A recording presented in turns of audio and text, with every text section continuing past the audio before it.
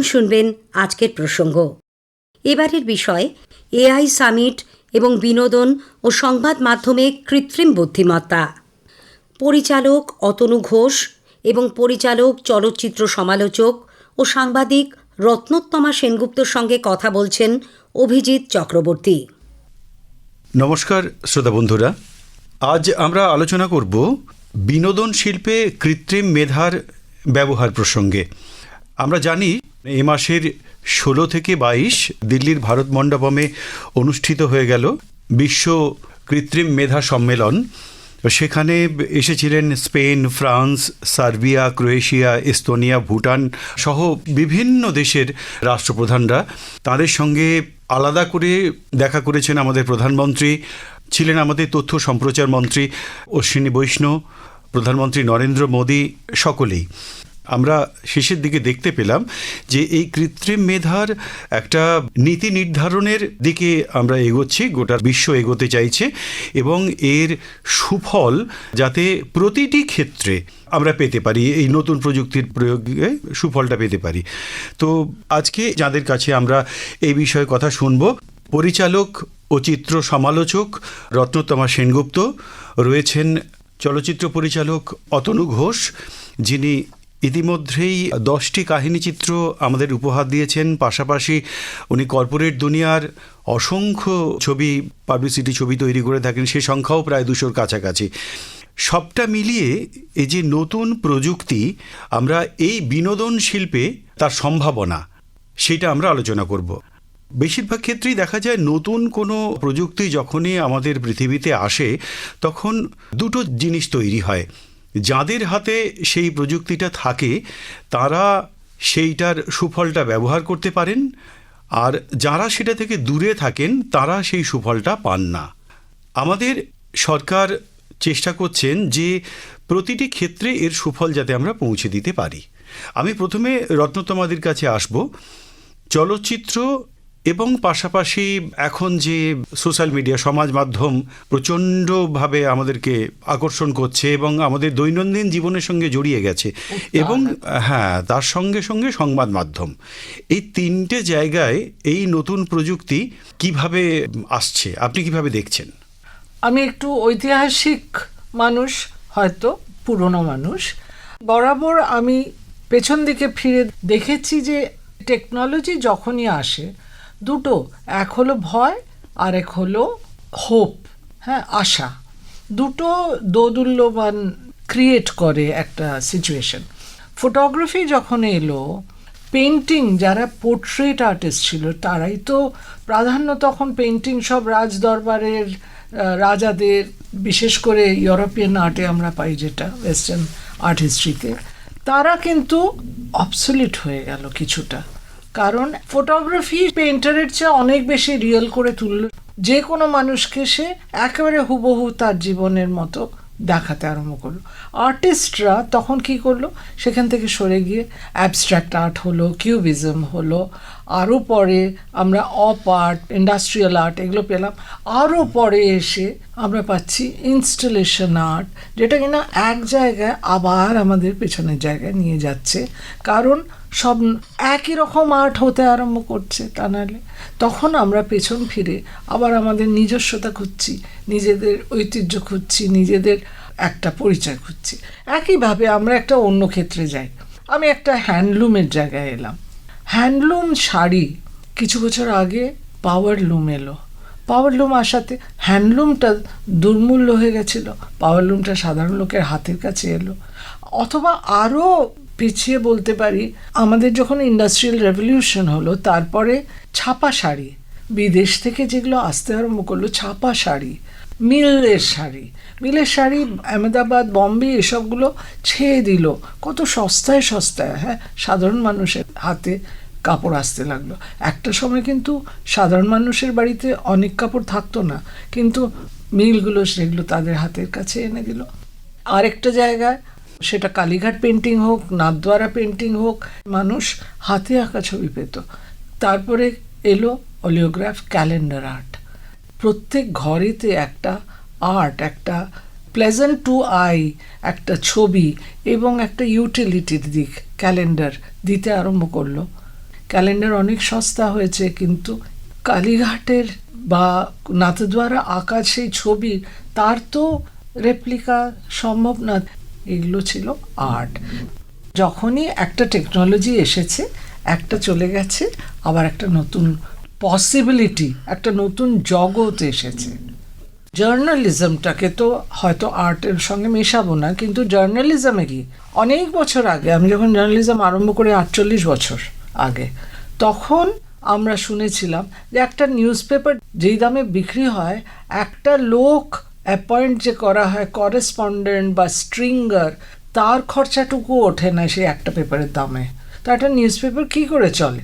বিজ্ঞাপন তার চাই, কিন্তু বিজ্ঞাপন সে পাবে কেন যদি তার নিজস্ব ভয়েস থাকে?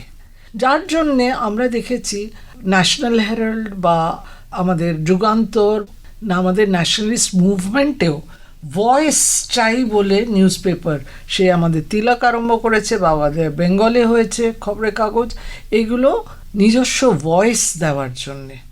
After independence also news paper ওয়াজ ভয়েস। তাদের ভয়েস কী করে স্ট্রং হতো?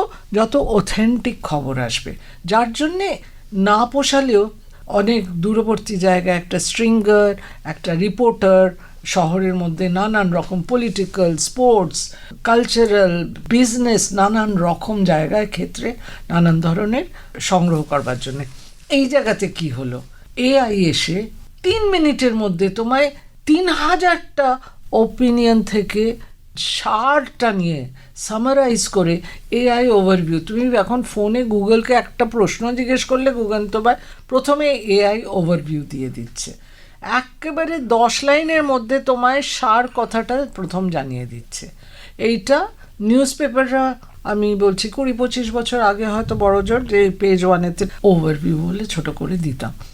এরও আগে কি ছিল, একটা কলামের মধ্যে দেওয়া হতো। এই যে কাজগুলো, এগুলো কিন্তু একজন মানুষে হতো না, এবং কয়েক ঘন্টার কাজেতেও হতো না, মানে একটা স্ট্রিং অফ পিপল, তাদেরকে এআই অবসলিট করে দিচ্ছে, 3 সেকেন্ডের মধ্যে এনে দিচ্ছে, 3 মিনিট 3 ঘন্টা না। তো এই ব্যাপারটা যেমন আমাদের সুবিধে করে দিচ্ছে, তেমন আমাদেরকে ওই নিজস্ব ভয়েস, যেটা বললাম, যার জন্যে নিউজ পেপার বা যার জন্যে নিউজ চ্যানেল, এখন তো নিউজ ও এন্টারটেনমেন্টের মধ্যে আমাদের টেলিভিশনের জগতে, তো এইখানটাতে আমাদের নিজস্বতা বজায় রাখতে কি দুটো জিনিস, এক হলো স্পিড, আরেকটা হলো অথেন্টিসিটি, অরিজিনালিটি। স্পিডটা আসছে এআই থেকে, অরিজিনালিটি কিন্তু আসতে হবে আমাদের নিজের assimilation of wisdom, assimilation of realization, আমাদের নিজের দার্শনিক সিফটিং অফ দ্য নলেজ। মানে আপনি বলতে চাইছেন যে আমাদেরকে আরও বেশি সুন্দর করে উপস্থাপন করার জন্য নিজস্ব মানুষের যে নিজস্ব মেধা, সেটাকে ব্যবহার করতে হবে। আচ্ছা অতনুবাবু, আপনাকে জানতে চাইব যে চলচ্চিত্রে এখনো পর্যন্ত এআই এর ব্যবহার কি অবস্থায় আছে? চলচ্চিত্রের সঙ্গে প্রযুক্তি একেবারে চিরকালই সম্পৃক্ত। আমরা সবসময়ই জানি যে এটা তো প্রযুক্তি নির্ভরই শিল্প। তার কারণ হচ্ছে এর আগে গল্প বলার যে অন্যান্য 3টি মাধ্যম ছিল, মানে চলচ্চিত্রের 3 দাদা, যখন চলচ্চিত্র জন্মালো মাত্র আজ থেকে 130 বছর এইরকম আগে, তার আগে 3 দাদা তার সাহিত্য, থিয়েটার এবং চিত্রকলা, এবং এদের কাছ থেকে চলচ্চিত্র অনেক কিছু নিল, যেরকম প্লট, যেরকম চিত্রকলার থেকে রং, রেখা ইত্যাদি, তারপরে থিয়েটার থেকে পারফরমেন্স, সবই ঠিক, কিন্তু এই সব নেয়াগুলো পাল্টে গেল একটাই কারণে, সেটা হচ্ছে ক্যামেরা নামক একটি যন্ত্র। সেই যন্ত্রের সঙ্গে দেখার যে দৃষ্টিকোণটা চলচ্চিত্রে, সেটা পুরো পাল্টে গেল। কিন্তু আমরা বরাবরই দেখেছি যে প্রতিবার যখন একটা নতুন প্রযুক্তি এসছে, যেরকম আমাদের প্রথম যুগে ছিল নির্বাক চলচ্চিত্র, তারপরে যখন সবাক হলো, তখন প্রথমে দেখা গেল যে চলচ্চিত্রকারেরা সেটাকে কি করে ব্যবহার করবেন সেই নিয়ে যথেষ্ট বিভ্রান্তির মধ্যে তারা পড়েছেন। আমার কেন জানি না মনে হয় যে আমরা এখন যে অবস্থায় রয়েছি, সবেমাত্র আমরা এই কৃত্রিম মেধা চলচ্চিত্রের মধ্যে তার অবদানটা বেশ পাকাপোক্তভাবে এবার রাখছে। কাজেই এখনও আমাদের কাছে অনেকগুলো জায়গা কিছুটা ধূসর যে চলচ্চিত্রকার হিসেবে। এবার চলচ্চিত্রকার যিনি, তিনি যন্ত্রকে কিভাবে ব্যবহার করেন সেই নিয়ে একটা খুব সুন্দর কথাও আছে, ক্যামেরা স্টাইলও, সেটা হচ্ছে কলমের মতো করে। এবার তার নিজস্ব যে চিন্তা, তার যে নিজস্ব দর্শন এবং সবথেকে বড় কথা তার নিজস্ব যে সৃষ্টিশীল তার যে দিকটা, সৃষ্টিশীলতা, সেইটাকে তিনি এমন করে ব্যবহার করতে চাইছেন চিরকালই, যেখানে অনেকটা যেরকম করে কলমকে ব্যবহার করছেন একজন সাহিত্যিক। কাজেই সেখান থেকে যদি দেখা যায়, আমরা দেখব যে প্রধানত 3টে জায়গায় এখনো অবধি কৃত্রিম মেধার যে উপস্থিতি চলচ্চিত্রের ক্ষেত্রে। প্রথম যেটা, সেটা হচ্ছে একেবারে ভাবনার জায়গার থেকে, যে আমরা যখন বিষয় নির্বাচন করছি সেই জায়গাটা। দ্বিতীয় হচ্ছে যখন আমরা চিত্রনাট্য লিখছি সেটা। তৃতীয় হচ্ছে যেখানে আমাদের এই পুরো যেটাকে প্রোডাকশন বলা হয়, চলচ্চিত্র নির্মাণের যে জায়গাটা, সেইখানেও এই এআই বা কৃত্রিম মেধার কতটা এখানে ভূমিকা রয়েছে সেই আলোচনায় যদি যাই, আমি বলবো প্রথম যেটা, সেটা হচ্ছে যে ভাবনার জায়গা থেকে আমরা যখন একটা বীজ কোনো চলচ্চিত্রকারের মাথায় আসছে, তিনি এর আগে হয়তো লাইব্রেরিতে যেতেন।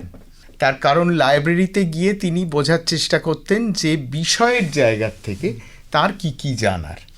তারপর হয়তো তিনি চলচ্চিত্রের আঙিনায় যারা রয়েছেন তাদের কাছ থেকে জানার চেষ্টা করতেন, বা নিজেও যেসব ছবি তিনি আগে দেখেছেন সেখান থেকে তিনি জানার চেষ্টা করতেন যে চলচ্চিত্রে এই বিষয়টা কিভাবে ব্যবহার হয়েছে এর আগে ইত্যাদি। এবং সেখান থেকে তিনি তার ভাবনাটাকে কি করে স্বতন্ত্র করবেন, কি করে ব্যতিক্রমী করবেন ইত্যাদি ভাবনার মধ্যে তিনি যেতেন। এখানে আমি বলবো প্রথমেই যেটা হয়েছে সেটা হচ্ছে যে আমাদের যে ভলিউম অফ ইনফরমেশন এতকাল আমরা পেতাম, এক নিমেষে সেটা প্রায় কয়েক হাজার গুণ বেড়ে গেছে। এবার সেই জায়গার থেকে প্রথম যেটা ভাবনার বীজ যখন আসছে, আমি এক মুহূর্তে জেনে যাচ্ছি যে এই ভাবনা নিয়ে কি ধরনের কাজ হয়েছে, এবং শুধু জেনে যাচ্ছি না, একটা কোথাও একটা বিশ্লেষণের জায়গাও চলে আসছে যে এই বিষয় নিয়ে এই দৃষ্টিকোণ থেকে দেখা হয়েছে এর আগে। এটাকে তিনি যদি কাজে লাগান চলচ্চিত্রকার, তাহলে কিন্তু তার লক্ষ্যের দিকে এগিয়ে যেতে আমার মনে হয় এটা সাহায্যই করে নিঃসন্দেহে। এবার হচ্ছে চিত্রনাট্য পুরোপুরি তার নিজস্ব সৃষ্টির একটা জায়গা, কিন্তু সেখানে আমরা অনেক সময় দেখি যে আমাদের একটা বলতে গেলে যেটা বলা যায় যে আমরা কিছুটা করে চিত্রনাট্য লিখি, আমার কাউকে শোনাই, দিয়ে তার একটা মতামত নেওয়ার চেষ্টা করি।